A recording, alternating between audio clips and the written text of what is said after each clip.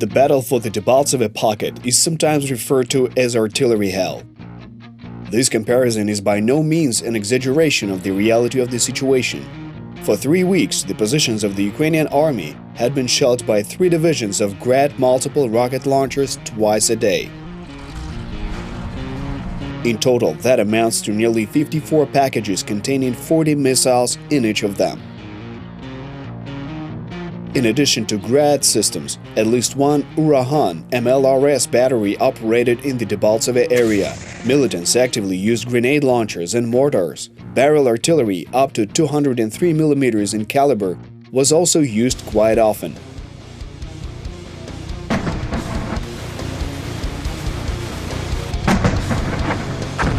It is quite logical that a large number of guns require a huge amount of ammunition. On January 31st, the 12th so-called humanitarian convoy arrived in Donbas. 176 vehicles brought 1,500 tons of ammunition. Those shells were used by the militants within 1 week.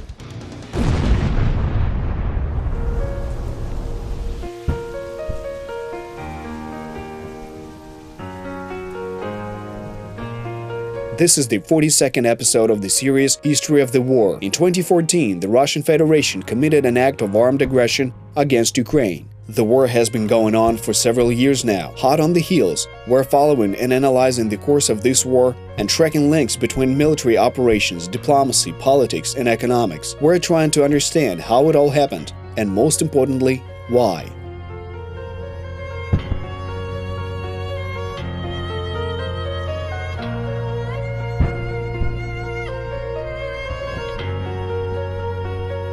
Artillery is a group weapon aimed at hitting a target in order to accomplish a number of consecutive tasks. The recon unit reports the target coordinates and parameters. Then a specially assigned expert makes calculations, literally in order to solve a mathematical task. The air temperature, terrain, and wind factors are taken into account. Understanding the target parameters, the loader prepares the corresponding projectile and shell charge. They often fire from a remote position. The gunner does not see his target, and even if there is a mistake in one link in the long chain of information processing, the shell will ultimately land in the wrong place.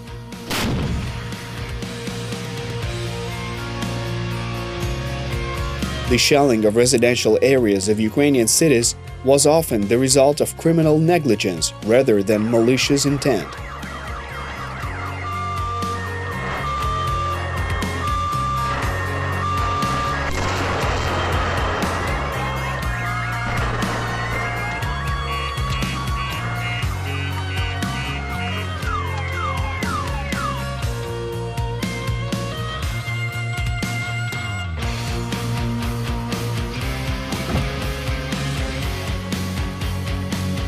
On February 1st, the Russian-backed troops fired mortars at and then attacked the Balu checkpoint along the M03 highway twice. Despite the fact that the enemy fired from tanks, the Ukrainian soldiers held their positions. During the battle, 3 Ukrainian soldiers were wounded, and fortunately, they were evacuated to Bakhmut later in the afternoon. At 1:05 p.m. local time, the building of the City Council of Debaltseve was shelled by Grad MLRS. At 2:50, a direct shell hit and partially destroyed the building of the Debaltseve City Executive Committee. In both cases, the local residents who gathered near those administrative buildings to leave the city suffered from the shelling. At the end of the day, as a result of shelling, 7 people died and at least 15 civilians in the town of Debaltseve were seriously injured. 17 Ukrainian soldiers gave their lives fighting for the independence of Ukraine on the first day of February.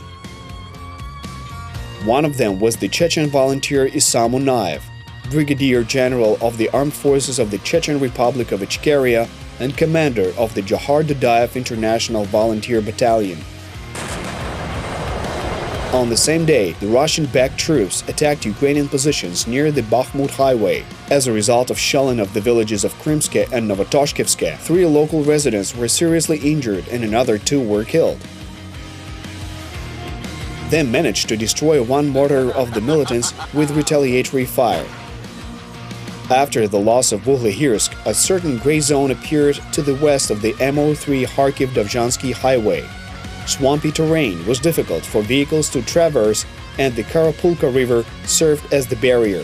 Attempting to break through to Debaltseve, the Russian-backed troops attacked the village of Komuna, but they failed.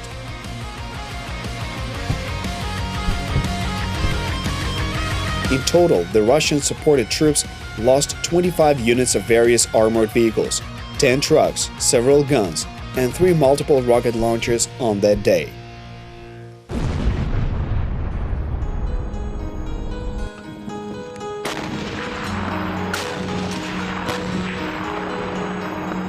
On February 2nd, near the Kalinivka village, the scouts of the 73rd Special Operations Center spotted a dam that the militants could use to cross the river and get to the rear of the Ukrainian troops. In the end, after several days of work, the dam was blown up, which slowed the advancement of Russian-backed troops in this area. On the same day, the militants attacked the height 307.5 again.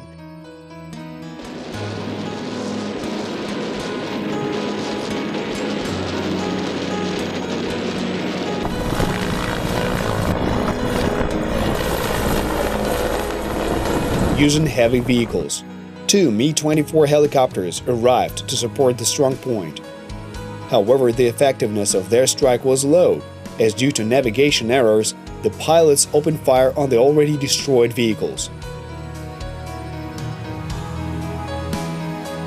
The Russian offensive was not limited to the area of Debaltseve. On February 2nd, due to the shelling of Stanitsa Luhanska and surrounding villages, 30 residential buildings were damaged. In the Mariupol area, the Russian-backed troops attacked Ukrainian positions. However, despite the wide international resonance caused by the shelling of Mariupol, multiple rocket launchers were not withdrawn and continued to be used.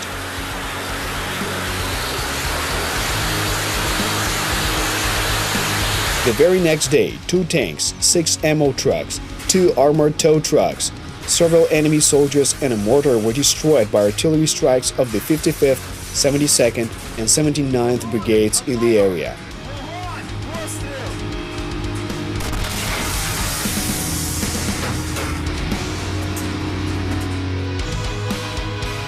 Three border guards were wounded in battle. They had to be immediately evacuated to Kiev by helicopter.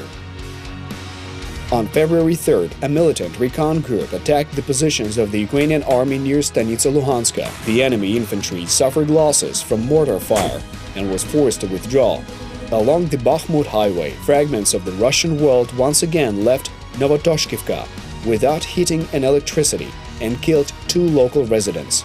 On the same day, fighters of the 11th Separate Air Assault Brigade from Ulan-Ude were spotted in the Vuhlegirsk area. Some of the fighters of that unit were identified in a video filmed by Russian propagandists. 20 soldiers of that unit paid for the Vuhlegirsk attack with their lives. On February 3rd, around 188 people left the cities of Debaltseve and Svitlodarsk. The armed forces of Ukraine lost 5 soldiers in battles. While conducting military operations in the Debaltseve area, the militants tried to separate the foothold into several parts to surround and eliminate the Ukrainian grouping of troops. After capturing Vuhlegirsk, the next phase of the offensive attacks were planned against the regions of Chernukhino, Rytkodub and Novogrigorivka, which in case of success would have allowed the Russian-backed troops to break up the Debaltseve group into at least 3 isolated segments.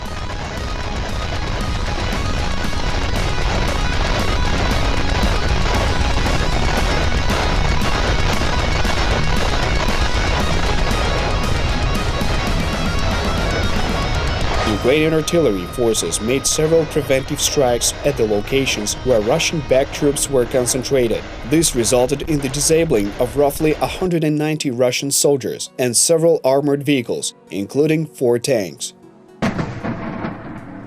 In the morning of the same day, 18 tanks, 23 armored personnel carriers and over 50 crew vehicles of reinforcements arrived from the territory of the Russian Federation. The Ukrainian military forces managed to take out 11 Russian soldiers near Mariupol who were involved in the shelling of the city on January 24th. It should be noted that we are not talking about a graceful special operation, but a powerful artillery strike. In addition to Russian-backed troops, several military vehicles, ammunition and many local militants were eliminated. In the Debaltseve direction, near the village of Rytkodub, the enemy attacked the Ukrainian stronghold Stanislav 128. 4 tanks and about 100 infantrymen took part in the attack. As a result of the battle, 2 combat vehicles were destroyed and 1 tank was heavily damaged. Following these attacks, the enemy retreated.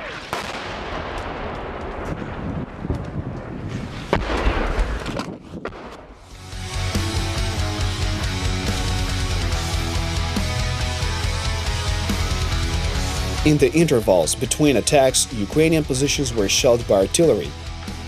To suppress the artillery fire, Ukrainian recon units worked along the entire front of the Ukrainian troops and sometimes in the rear of the enemy. Thus, on February 4th, the scouts spotted an artillery battery of the enemy, which was firing at Ukrainian positions near the village of Rytkadu. An artillery counter-strike against the detected targets was promptly organized, and 2 self-propelled artillery units of the enemy were quickly destroyed. On the night of February 4th to February 5th, several mobile militant groups attempted to force the Siversky Donetsk River near the town of Shastya. Despite the mortar shelling that accompanied this offensive, all those attempts were detected and stopped in time by the Ukrainian artillery fire. Unable to cross the water barrier, the militants tried to soften the Ukrainian defense forces with constant shelling. On February 5th, in Stanitsa Luhanska, 8 residential buildings were damaged by fragments of shells and 2 Ukrainian soldiers were wounded. On the same day, an attempt was made to liberate the village of Rytkadu and unblock the road to the Stanislav 128 stronghold. To accomplish the task, the 2nd Company of the National Guard of Ukraine, Donbas, which was reinforced with 1 tank and 2 IFVs, was engaged. However, on the way to the target, the squad suffered from artillery fire. The task could not be completed, and the operation was postponed until the next morning. During the day, at least 5 local residents became random victims of shelling near Debaltseve. The scene, at least in this case, was not by accident. Artillery fire spares neither documents nor bodies. It was not always possible to determine the reasons for the disappearance of a certain person. Local residents could have moved to a peaceful land, could have joined the so-called militia, or could have been buried alive in the basement of their own home. Left without their owners, domestic dogs quickly became wild and very quickly cleaned up all the traces of such tragedies.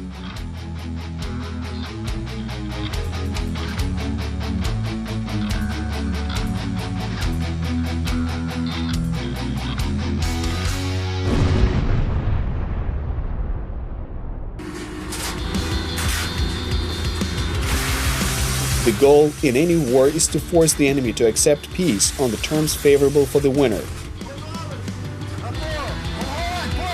Negotiations are a compromise of interests, where parties try to bargain for a better position.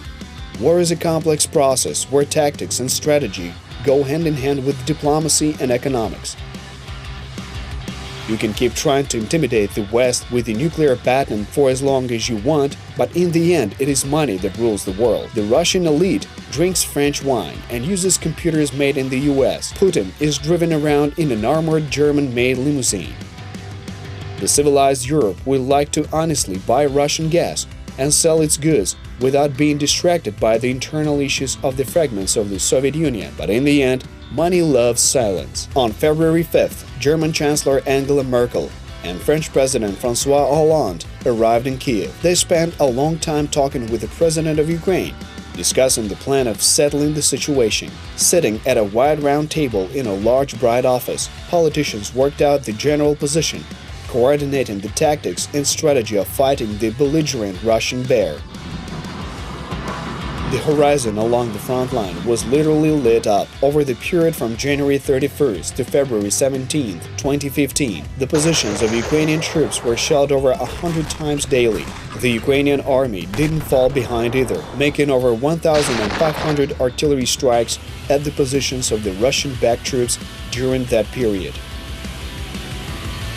We remind that the battle for the Debaltseve pocket is often referred to as artillery hell.